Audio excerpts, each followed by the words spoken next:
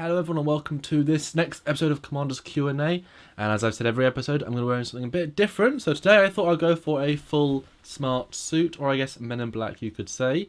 But this is a Commander's Q&A and this is all about the questions. And I know that I answered only a couple in the second episode, but there are a lot of questions. So I'm going to keep answering them today from the first video and then hopefully go on to the second video unless there's even more amazing questions. But we left off with Cuban Writer, who left many questions, but his second question was, if you had to command any Trek ship, which ship class would you prefer to command, and in which era? Why does the ship era appeal to you, and is this also your favourite ship overall, or does it just have an appeal as a captain serving aboard her? Great question. What ship would I like to command? Well, I think there's probably two answers to that. If I'm talking TNG era, probably a Galaxy class, because they are amazing explorers. They've got all the elements of home. They've got, just a nice warm feeling, very comfy quarters, lots of good stuff. And I do love the ship. I love the era. Or I think I'll try to go for Excelsior class. I love the uniforms. I think I look pretty good in them. I like the style. It's again an explorer class. It's much bigger. You probably have more room for everyone. Although I guess crew quarters were still bunk style, but that's okay. I think that'd be a nice, going to the edge of the galaxy again style. I think that'd be pretty fun. I do love both of those styles of ships. I know Stuart's screaming out saying, "Oh, but you love the Prometheus. Why wouldn't you be on Prometheus?" It'd be fun to command a Prometheus, absolutely, but I wouldn't want to be. It's a tactical ship. I'm not. Starfleet's not about tactical situations, so I don't want to be, the guys decide blow up that ship of 1,000 people. I mean, that's not what I want to be. I want to be exploring. So I'd love to be, maybe a stint as a Prometheus commander, because that'd be very cool. But no, Galaxy or Excelsior. Cuban Writer again. If you're a captain on a TNG Plus starship, what signature drink would you replicate in your ready room, and would it be programmed for you to make? How about the finest orange juice? Like, really sweet, really delicious, that you walk up, orange juice, ultra fresh, and it's just, I don't know. I'm not a big tea drinker or a coffee drinker. Maybe something alcoholic, but I mean, don't want to go to your 9 a.m. meeting with the staff and it's like, here's 3 shots of vodka in a glass. I mean, that's not what you want to do. So probably some orange juice or apple juice or something like that. Maybe hot chocolate if I'm maybe like Denobulin hot chocolate. There you go. Cuban Writer, another one. Oh, he's just saying, great, Commander's logs are overdue. Well, here you go, here's number 3. Zat Nick Ateneth. Here's an interesting question. Of all the classes of ships in the Federation, which one do you think is the most practical ship for any situation? Really interesting question. I think probably my same answer, though, as the previous question. Galaxy class or Excelsior. The Galaxy, again, when you're in the TNG era, you've got holodecks, you've got Tenforge, you've got all these amenities that you'd want to have to, deal with that situation. Just that it wasn't Insurrection, but it was the other First Contact episode, and they had the holodeck so to put people in them. So that technology is very important, and it would deal with a lot of situations. So probably Galaxy class, and the source separation, that's a good thing. I think the Intrepid's also quite a good ship for any situation. I mean, are you talking battles as well? Well, it's not the best way of defeating a Borg ship is the D or is the Intrepid, so it's sort of variable. Perhaps, though, the Intrepid slightly more in the Galaxy just because it's faster, so if you have to get A to B, possibly. And again, you've got diplomatic quarters and things, so possibly the Intrepid for that. I think it's a pretty good suggestion. Plus, we want good sensors, it's got good weapons. Yeah, probably the Intrepid. Sean McDonald, +1 for the guest W Peril. I think it'd be hilarious. It would be. Lots of Doug, a couple of Rick, some Andrew moments, just like, what? Those are good moments. But yeah. James Bailey, how do you design a ship strictly for ambassadorial and negotiation use? Put me on the spot here. I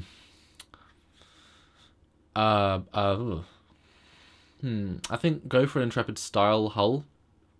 Vaguely give it that nice compressed profile. I'd bulk out the engines more so that, if they're getting attacked by some sort of warring race from one side or the other, they can survive any battle. I don't want it to be more armoured. I want some sort of dignitary room, some sort of suite. I know you got the holodecks, but power goes out, or if you're I don't know, in need of power. You don't want to just rely on a holographic suite. So you have some sort of 10 forward style lounge, but it's more of a presidential diplomatic room. I know we did see the signing of a treaty in DS9, so, that sort of room, but on the ship, beyond that, you want very distinctly modifiable guest quarters for different styles of alien races, because, if one race, for some reason, wants red everywhere, we need to be able to modify that and do things. So you want some very dedicated, modifiable rooms. They're also opposite sides of the ship, so you're not going to see each other because, again, warring races, you don't want that. And also a lot of good internal security, a lot of force field, junctions that kind of force fields, a lot of security doors, just so that you don't have to worry, because at the end of the day, negotiations can go south. So I think the Intrepid's a pretty good all-round ship, but a few more precautions built into the systems would be what I'd go with. Joseph Upset, what is your opinion on the Excelsior class? And the captain doesn't like her. What's your opinion on the design? I think she's a great design. She's a really interesting evolution. When I first saw her, I thought she was a really, a long, elegant Constitution class refit that has the more bulky lines, in the sense that the cells are those square, but then you've got rectangles. The Excelsior has much gentler curves, so it's a much more elegant sort of style. The whole, some ships can have a very bulky style. A lot of fan designs, lots of faster designs have that bulkier secondary hull. I think the Excelsior gets that pitch perfect. Okay, that works. I love the edge of the secondary hull. If you flip around underneath the nacelles, underneath the secondary hull, there's this great little other shuttle area or whatnot. That's a great little detail. Yeah, it's just a great design. I think it's a really nice evolution. How do you build the next ship beyond the refit? They could have done anything. They could have gone really radical, really absurd. I think they did such a good thing and had such a great direction. So I'm really happy with Excelsior. And as I said earlier in this video, I would happily fly an Excelsior or command an Excelsior. But yeah, great ship. I think she's great. And I do love the Enterprise B version. I think the bottom part, the speedboat elements, aren't the best ever. But I really, really like the extra impulse drive modules. I think that's absolutely spot on, and the fins around it are a little bit interesting, but yeah, whatever. Style. Federation has some style.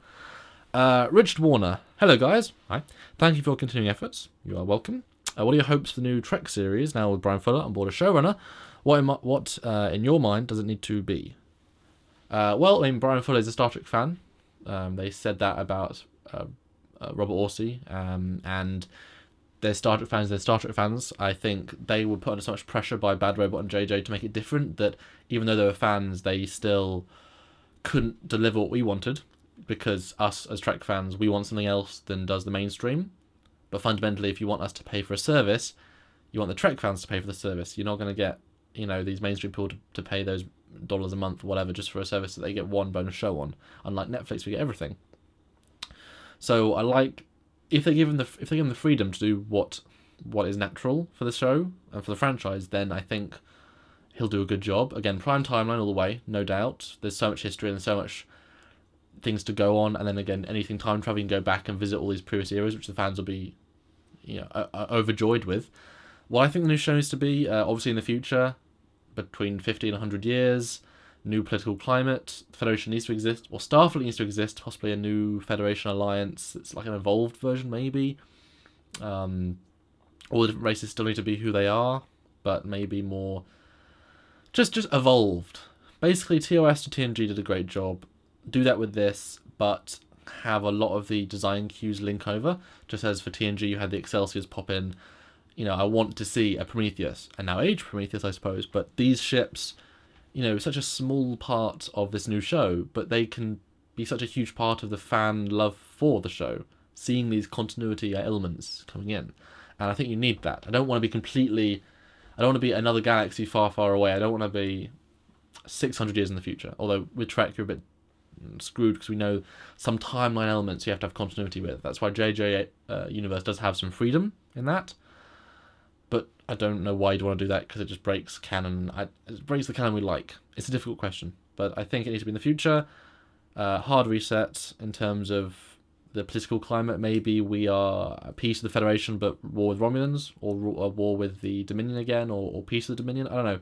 You want all the familiar races to be in it.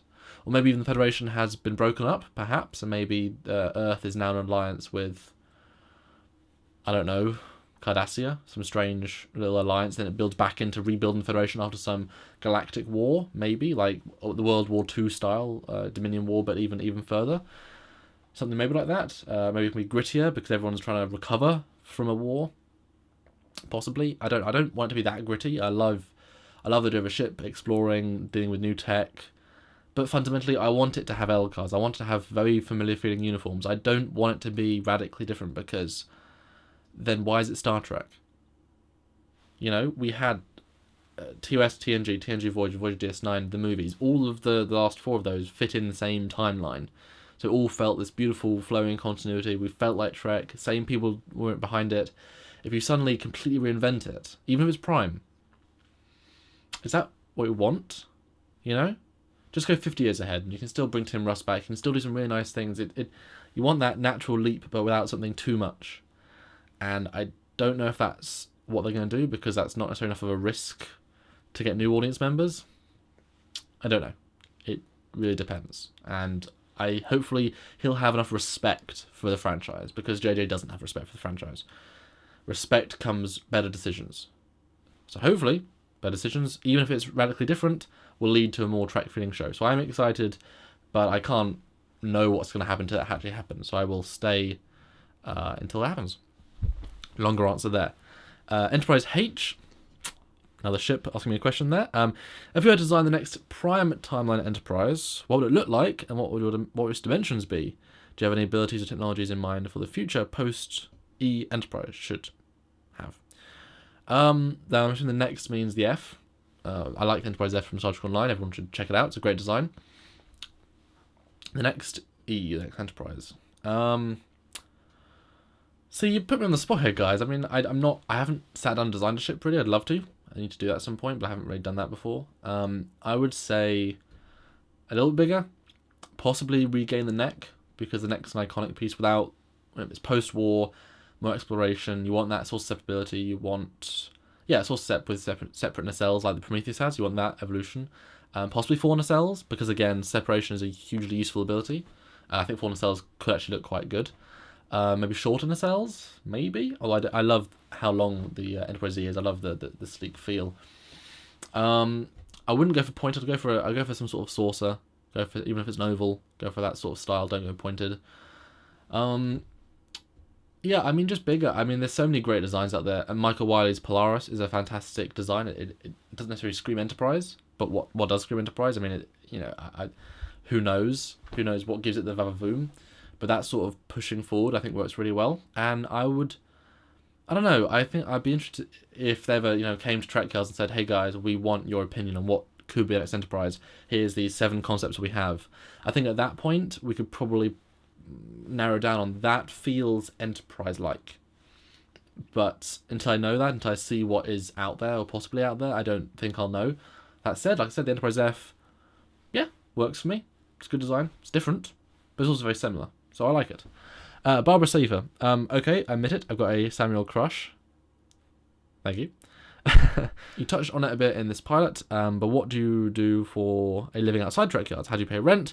How do you get into video editing in school? What drew you into it? Teacher, friend, etc. Well, thank you again. What do I do outside Trekyards? Well, I basically work on this 9 to 5, 7 days a week, roughly, because we like getting content out that is weeks away, because then we have the freedom to have a bit of time off. So I work basically all the time on new animations because, if you're doing a new ship, that to do a ship's animations, which is the Akira, that takes a whole day, if not more, to build those animations, render them out, and plan that. And that's just a small part of an episode. So just a lot of days, and then we're filming with me and Stuart, we're planning, we're scripting. It is every day. I take a couple of bits off if I need to for certain other things, real life events.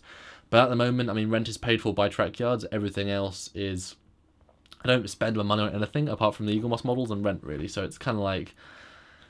That's why we want to make this Trekyards a full-time thing. Lots of YouTubers do live off YouTube. They do live off what they make and the income that brings in. So through the Patreon, through the small amount of YouTube revenue we make, we're trying to build that to a point where it can make me sustainable fully because at the end of the day, I'm editing every show, I'm making animations for every show. You know, I need a lot of free time to do this, and I can't afford to have a part-time job or a full-time job that isn't this, to continue with the great content and keep planning new things. We've got so many guests that I want to bring in, but you've got to plan their promo, you've got to plan the first episode, and all that new development. You know, it takes a long time.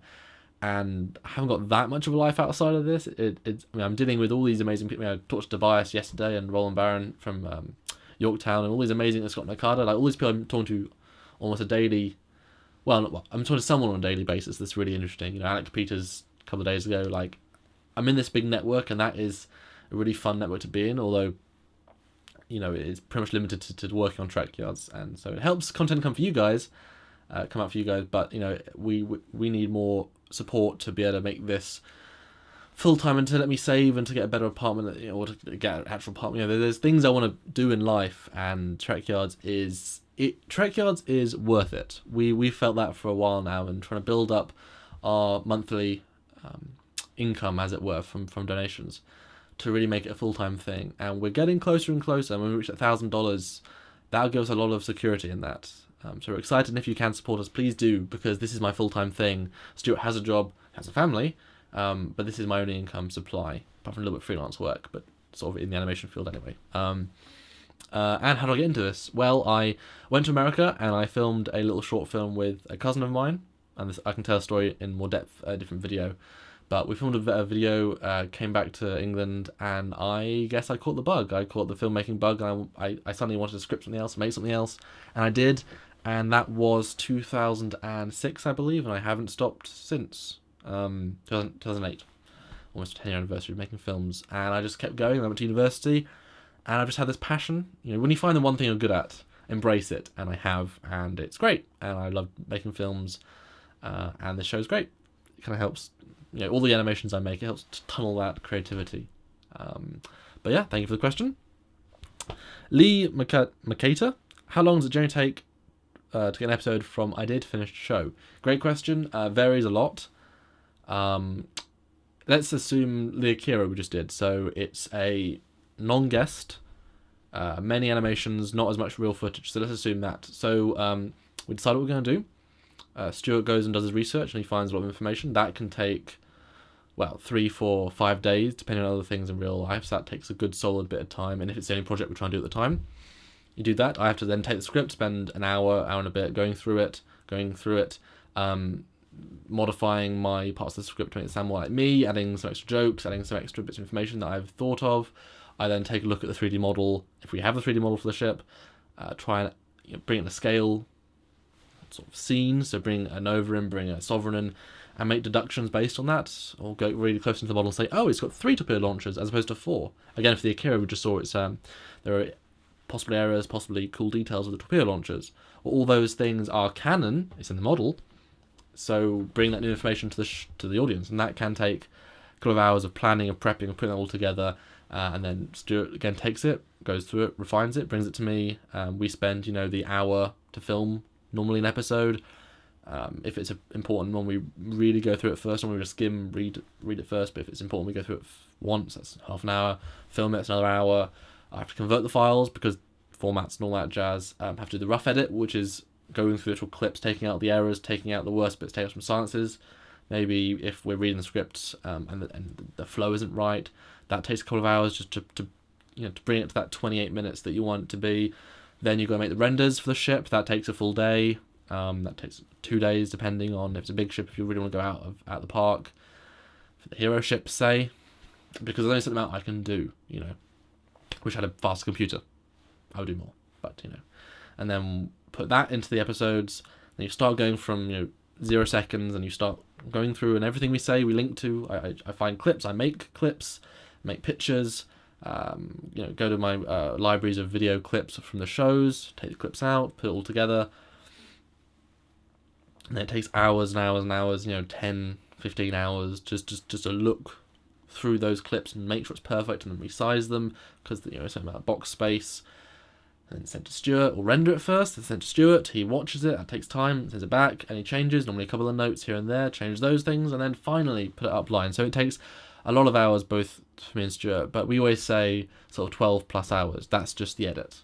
And I sort of animations I get sort of caught up with, so I don't tend to count those as much. But yeah, it can take 20, 25 hours all in, 30 if you include both of us probably.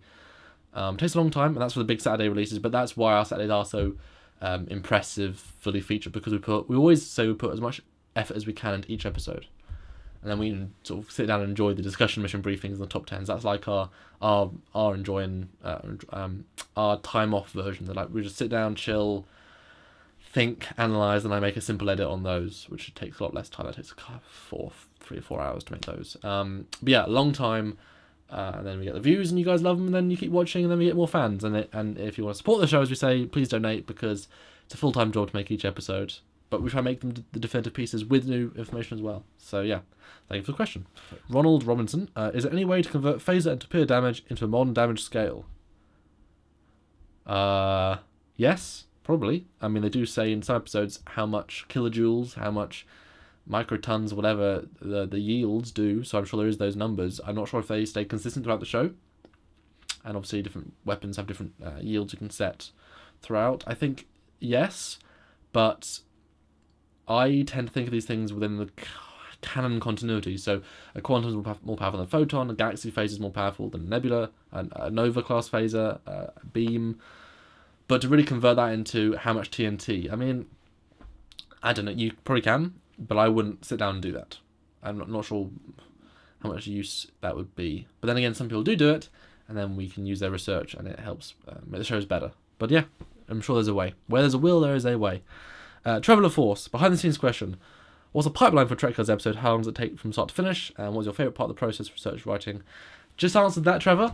So to go back and you watch that bit again if you want to, if you didn't already watch it. But what's my favourite part of the process? Absolutely reading Stuart's scripts. That is amazing because he does such an amazing job in researching and amalgamating and making it flow so well. I mean, it feels it's such an interesting thing. I learn so much every time.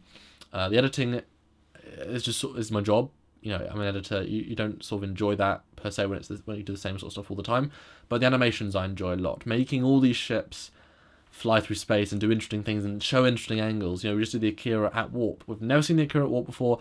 I'll be the first person ever to fly the Akira model at warp, and that's a fun little thing I can say. And I enjoyed making that angle work, making it feel real with the lighting and learning and getting better and better and that's my favourite part. You know, we're doing some hero stuff right now with some of the 50th anniversary ships, and some of those are pretty awesome.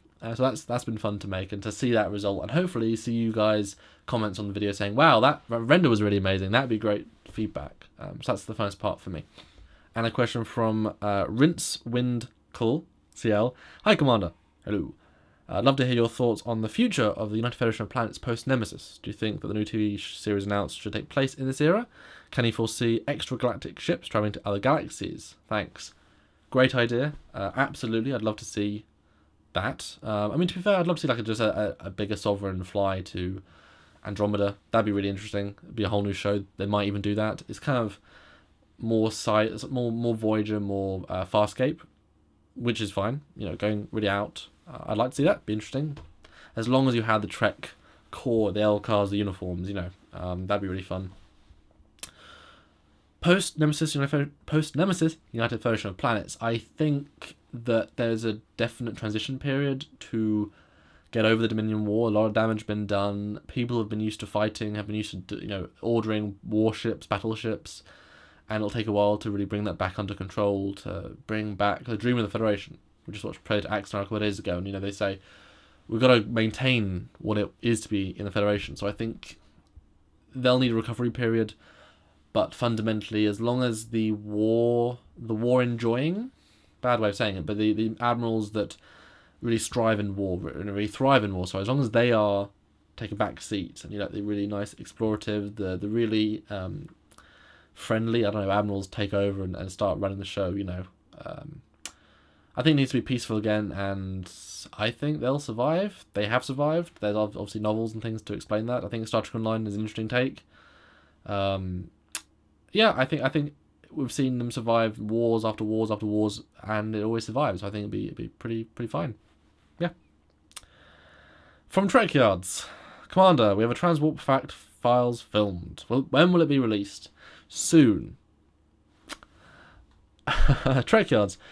If you had to describe Captain Foley in one word, what would it be and why? I'm trying to be funny here, but I can't think of anything. I don't know. I'm tempted to just Cap. I made that joke before, as in Captain America, Cap. Oh no, he's my Cap. You know. There you go. And then Cuban writer said, if you had to describe Captain Foley in one word, what would it be? Amrat Bar has some advice for you, Samuel. Winky face. And please watch Return of the Jedi, Star Wars, to know that reference. But yes, it was a trap.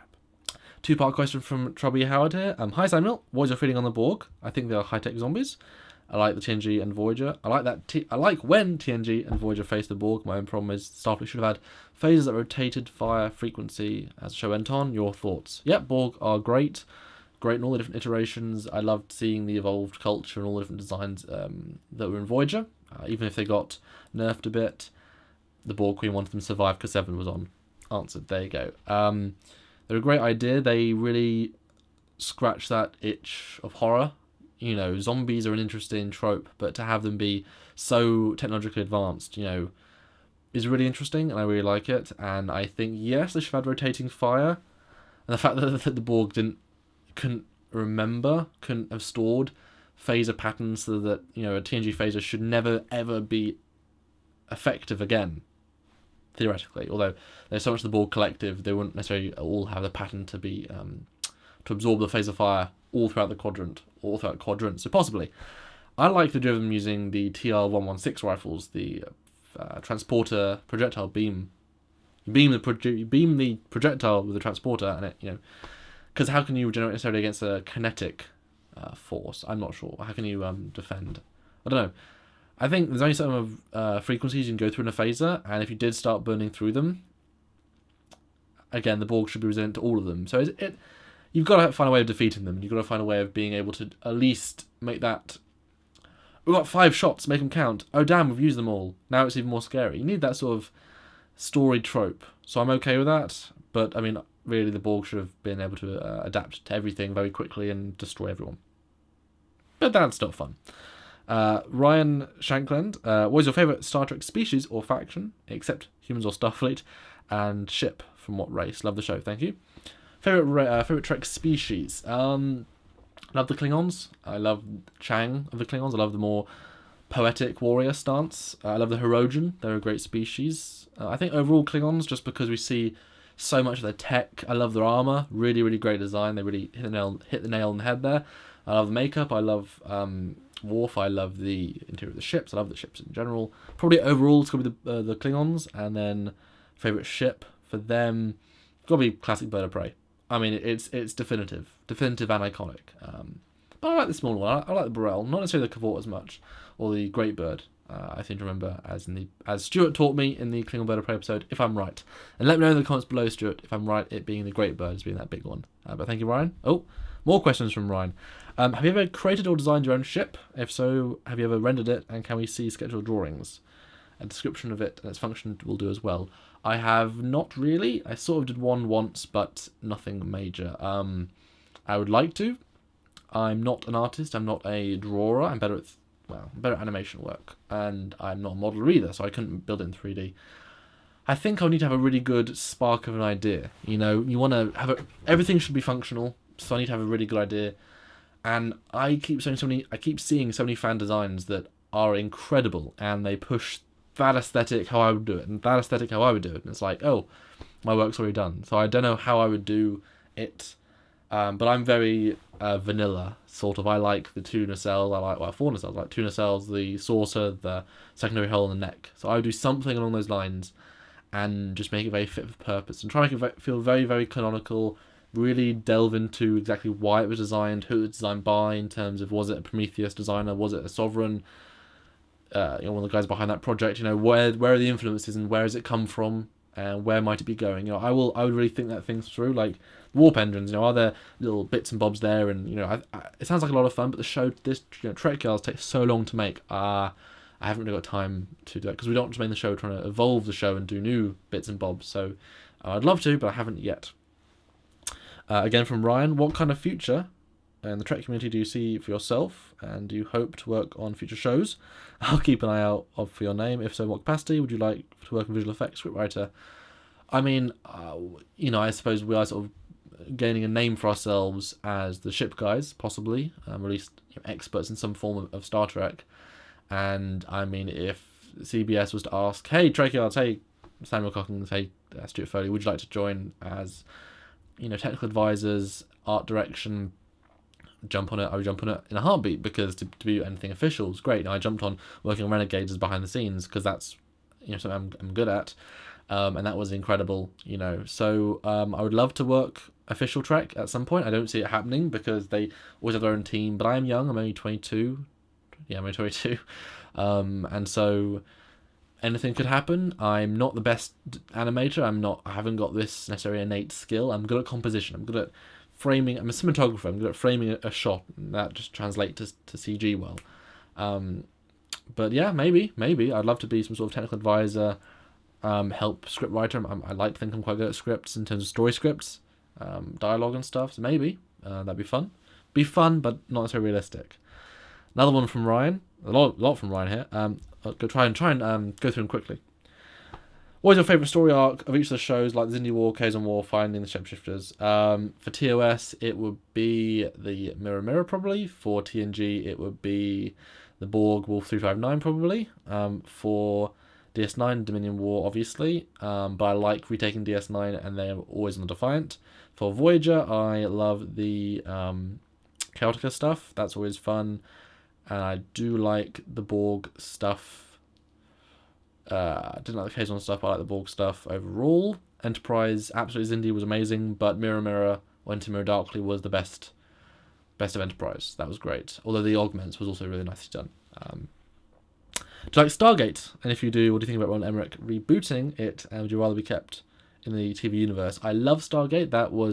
I went from Star Trek as a kid, Stargate as a teen, back to Star Trek as an adult. So Stargate is another huge passion franchise for me. I've got all the costumes, all the props, replicas from all different shows, so I'm a big Stargate fan. You'll see that all as I start alternating more costumes. You'll see that pretty soon, probably. Roland Emmerich, reboot it. It's up to him. He started it. It'll be interesting as long as he keeps the shape of the Stargate. He do whatever he wants with it. But it shouldn't be in the TV universe because he's going to change it too much. I want the TV universe as one thing to do more for, and then whatever he wants to do, that's fine. And he'll do. The first movie was great. It was really, really fun. So he'll do a great job. But I want TV universe content because you've got 15 years of continuity in terms of show years. Do more with that, please. What's your favourite non-Trek ship? Daedalus from Stargate? Probably. I think that'd be my quick answer number one, Daedalus from Stargate. What's your favourite non-Trek race? Probably something from Farscape. They have some really amazing creatures. Maybe Dargo's race, can't remember the name of that right off the top of my head. Or Pilot's race, maybe. A lot of races to think of there. I'm trying to quickly go through these. What's your favourite small ship, or a ship you possibly would own or run yourself? I got your Beth for some reason. Delta Flyer. I would love a Delta Flyer in my backyard.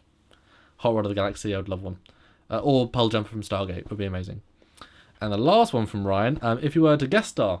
Oh, cool. Nice. In the Trek series, maybe a recurring role, would you rather be a hero or villain? Oh, that is incredible. I would be hero to start off with, kind of like Eddington, but hero to start off with, engineering bureau.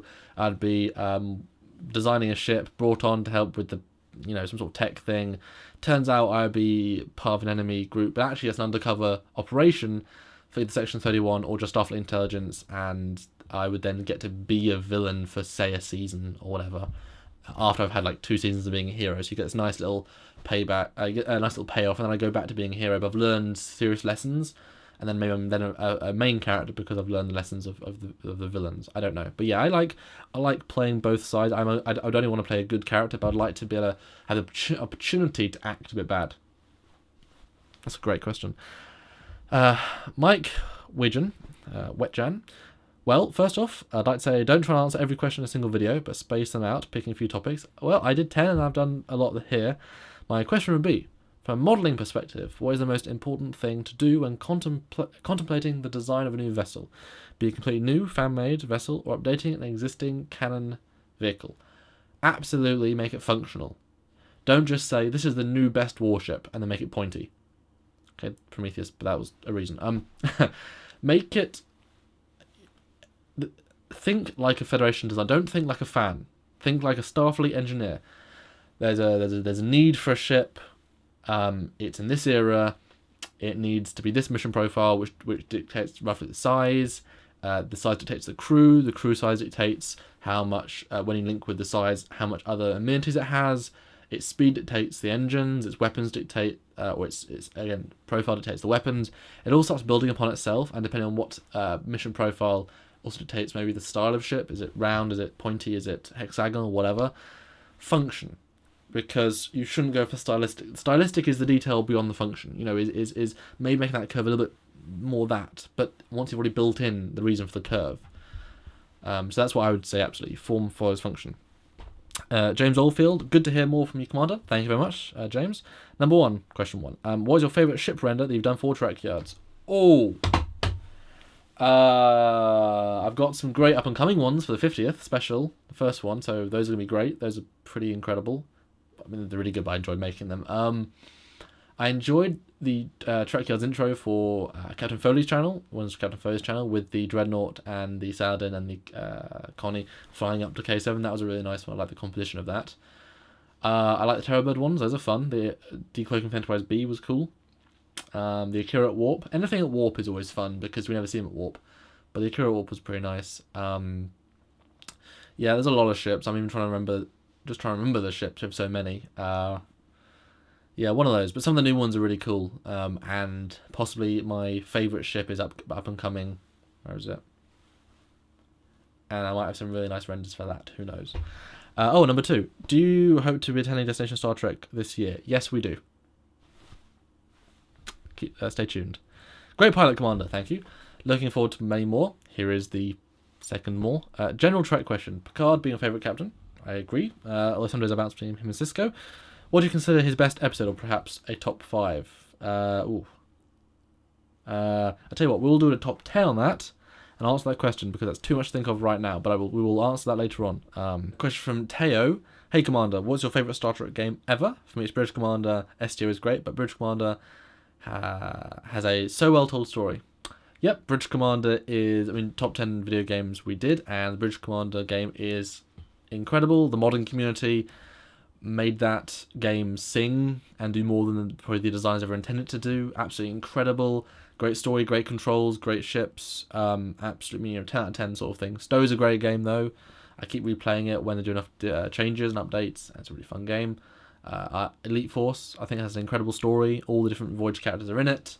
You get to go on a Mirror Universe colony. You get to go on a Klingon ship. Really, really incredible. Good gunplay. It's a really fun game. Those two are definitely top of the list. I think there aren't many better. I think lots of them have other fun things. Starfleet Commando, Stuart loves those games. Armada's great. Armada 2 is great. But I think those are just the overall best games for me. And I could always go down and I could replay Elite Force again. I'd happily replay it. It's such a good game. Captain Roix, if you had to choose which Trek hero ship would you want to be an officer on? I personally choose Voyager. Even with its whole 7 years in Delta Quadrant. Also enjoy your first Q&A. I hope you continue with them. Thank you. I would want to be on the Enterprise D, probably. Just because, again, all the amenities, they're pretty chilled. Didn't get attacked that many times. Voyager was getting attacked every other fortnight. It was pretty regularly. And that whole year of hell thing, even if I don't remember it, I still got to live with all that. That's a pretty shitty situation. So probably Enterprise D. Although I just transferred. I was on vacation in Generations, so I didn't have to crash. But I was brought back on the Enterprise D, so I'm going to say D and then E. That's my answer. Corey Lindsay. In Star Trek First Contact, we saw Picard take out 2 Borgs with holographic bullets, with no sign of them adapting.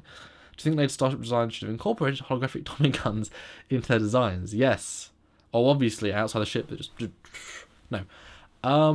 I think that is an interesting one. I definitely think they should have used projectiles more.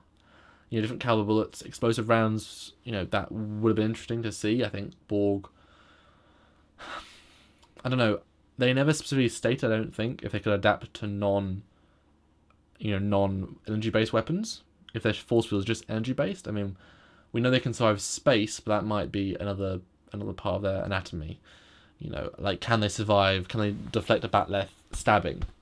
I mean, what makes you think they can? If they can't, that's kinetic damage.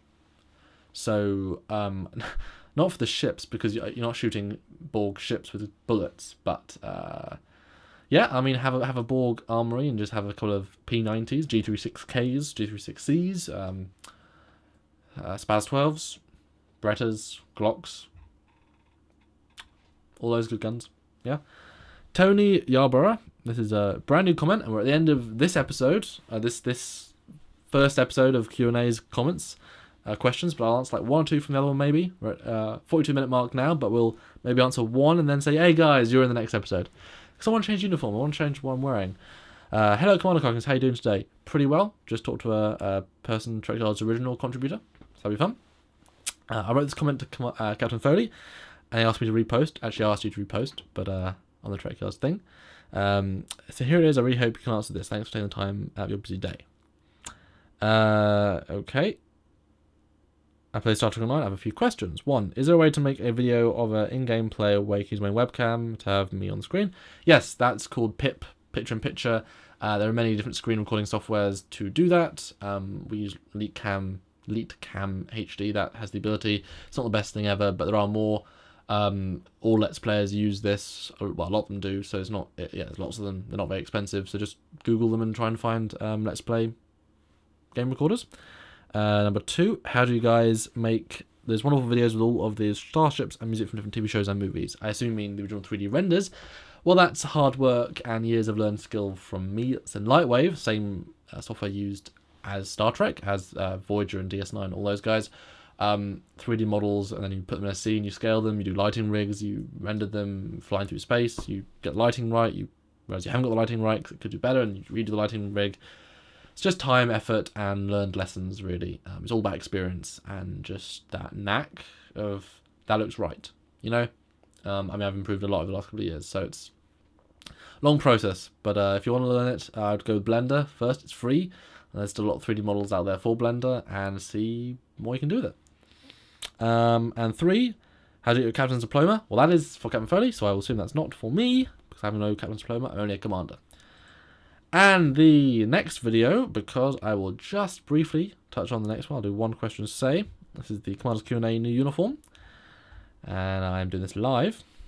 41 comments, right, lots of questions for that one as well. But the first one, question from Corey Wallace, Commander Coggins, how long does it take to, if you were to guess, to fully record, render, edit, show for publishing? I said about 25-30 hours probably. Will you guys ever do modern ships that may have inspired Trek ships and snapshot of the history, e.g. HMS Enterprise? Maybe. That's a lot of real world stuff, possibly. I don't know how many people would watch it per se, because there's a certain set of fan base that would be like, wow, that's the real Enterprise, and some people are like, wow, that's not a Trek ship. So I don't think it's on our priority list, but we may. And thank you for that last question, Corey, and that will be the end of this video. It went a lot longer than the first two, but I wanted to get a lot of questions done. A bit more quick fire there, but I hope you guys enjoyed that, and if you sat through the whole thing, thanks. I hope it was entertaining. I mean, I'm just trying to answer. I know it can be difficult to understand sometimes, but I'm energetic. I like talking to you guys. I like looking at the camera, sort of staring at a camera. I like looking smart. That's always nice. I look forward to next Commander's Q&A when I'm wearing something else. And I've got lots of sci-fi costumes, so you'll start seeing some really cool stuff. And yeah, ask more questions on this. Ask any behind-the-scenes questions or whatever you want to know. I hope I gave some cool answers. And of course, ask Commander Foley, Captain Foley, some interesting questions on his Commander's logs as well. And as for Trekyards updates, well, we are just about to, hopefully this week, film the 50th anniversary special, the first one. We've got our uniforms. Thank you so much for donating, those of you who did. I think just under 10 of you that donated for that. Thank you very, very much, especially those who gave a lot. The uniforms, they're not Avos, they're not Wavanos, they're not the best quality because we can't afford that and we don't want you to pay for the highest, you know, it's not necessarily worth it, but they look good and hopefully we'll look good in them and we'll give the episode the justice they want. We'll do the episodes justice because we really want them to be amazing. Doing Eagle Moss review soon, doing Eagle Moss unboxing, and got some new kit from a fan, and I'll talk about that in the next one. We'll actually open it up and see if it's compatible and all that. But that is it for this week's Commander's Q&A. Lots of amazing stuff going on here, and thank you to everyone who watches every week, and thank you to all the supporters of Trekyards on Patreon.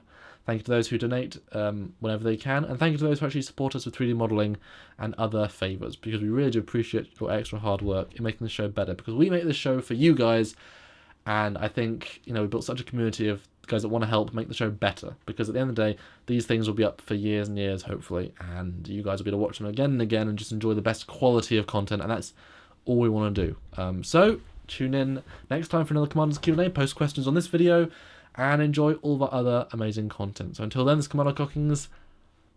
Oh, I don't have to wait for Captain Foley to say anything, as I normally do. This is just me, Commander Cockings, and we'll see you next time. I will see you next time. I'm so used to saying multiple people. And I will see you next time for Commander's Q&A. Until next time, go on, doing it again. Anyway, bye guys.